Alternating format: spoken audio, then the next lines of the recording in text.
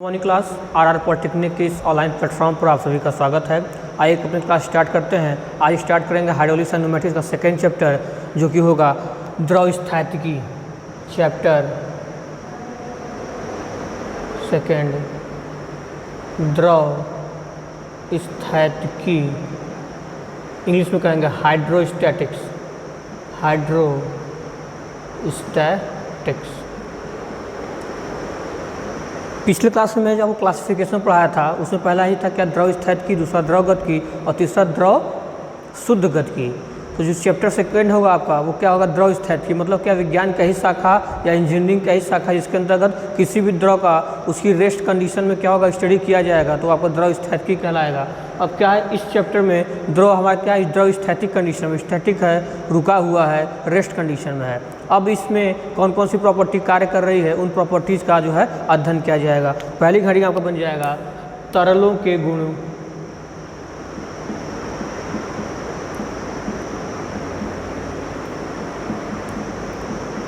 Properties fluids, ठीक। मैंने आपको पिछले क्लास में बताया था कि करीब 10 से 12 या 15 कुछ मेन जो हैं इसकी प्रॉपर्टीज़ होती हैं। तो पहले उसके नाम देखेंगे, फिर उनके बारे में एक एक करके जो है डिफिनीशन उनकी चर्चा की जाएगी। सबसे पहला आपका बन जाएगा घनत्व या द्रव्यमान घनत्व, ठीक है। इसके दो नाम हैं, सीधा घनत्व भी कह सकता है या द्रव्यमान घनत्व भी कह सकता है। इसमें कहेंगे डेंसिटी और मास डेंसिटी, ठीक। नंबर 2 आपका हो जाएगा आपेक्षिक भार या भार घनत्व।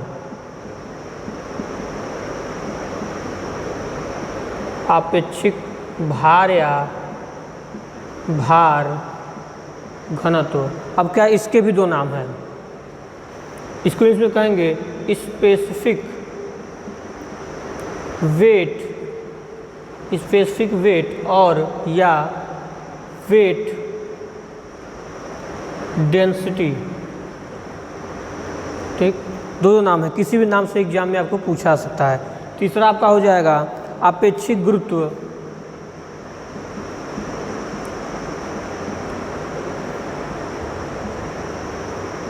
आपेक्षिक गुरुत्व या आपेक्षिक घनत्व।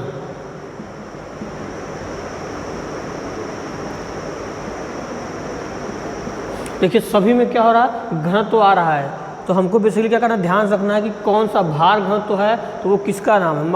द्रव्यमान घनत्व है तो वो क्या है, आपेक्षिक घनत्व तो वो क्या है। इस बीच विशेषकर ध्यान रखना है, ऐसा ना हो कि कन्फ्यूजन हो के डिफिनीशन गलत हो जाए, ठीक है। ये हो जाएगा आपका इस स्पेसिफिक ग्रेविटी या रिलेटिव डेंसिटी, ठीक। नेक्स्ट आपका है संपीड्यता। चैप्टर 1 में जो मैंने आपको बताया था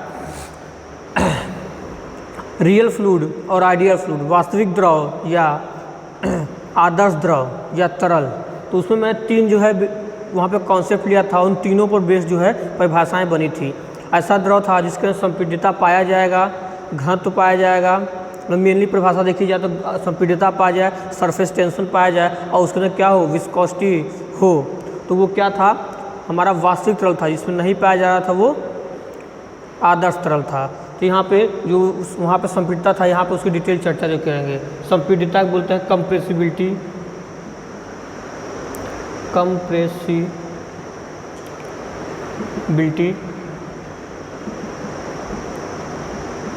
नंबर 5 में देखेंगे श्यानता। नेक्स्ट टॉपिक आपका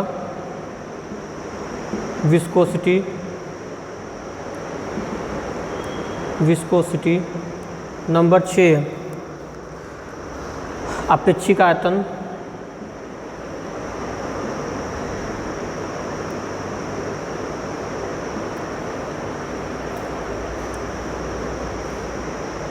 स्पेसिफिक वॉल्यूम।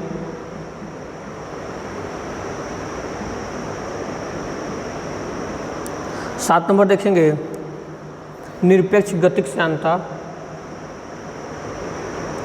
निरपेक्ष गतिक श्यानता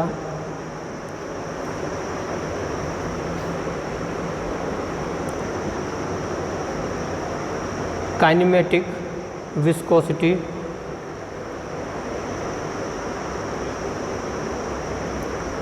नंबर 8 काइनेमेटिक विस्कोसिटी। नंबर 8 आपका हो जाएगा पृष्ठ तनाव ले लीजिए, सरफेस टेंशन।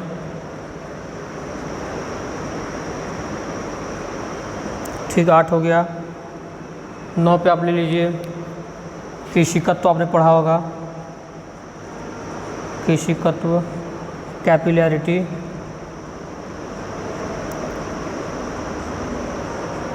ठीक, 9 हो गया।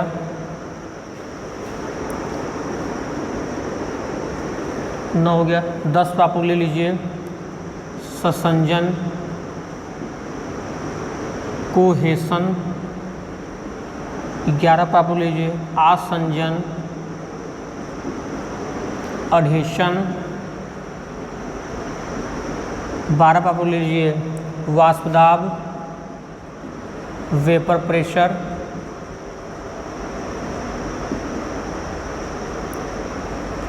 1 और ले लीजिए कोतरण, इंग्लिश में कहेंगे कैविटेशन।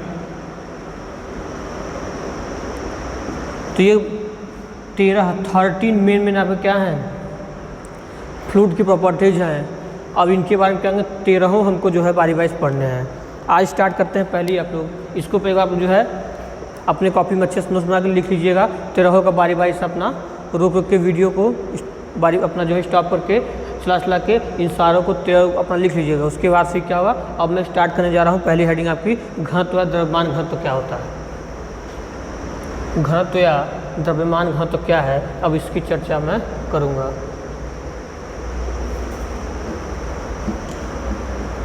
घनत्व वर्ड से आप लोग पहले से परिचित हैं। इससे पहले आप घनत्व के बारे में पढ़े होंगे। जैसे बोलता कि किसी नगर में या किसी जगह पे जो जनसंख्या घनत्व इतनी है। घनत्व का क्या मतलब होता है, एक पर्टिकुलर एरिया पर कितने, जो द्रव्यमान घनत्व की बात कर रहे हैं हम लोग, उससे पहले समझते हैं कि जैसे कह रहा है कोई क्वेश्चन हम मैथ का, उसमें आता है क्वेश्चन कि पर्टिकुलर प्लेस पे क्या है, जनसंख्या घनत्व इतनी है। जैसे कि जो हमारा इससे पहले